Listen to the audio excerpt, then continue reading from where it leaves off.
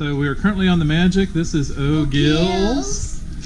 They do family crafts down here during the cruise. It also turns into the Snuggly Duckling on Rapunzel night. Oh my gosh, it's so funny. So as you can see, this is the sports bar. They've got chess games and backgammon.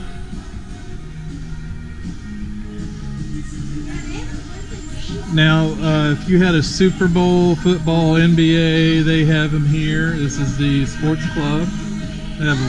They got a wonderful staff. And then at night they have multiple eats here for everything that's going on. And that pretty much concludes O'Gill's, also known as the Snuggly Duckling on Rapunzel night.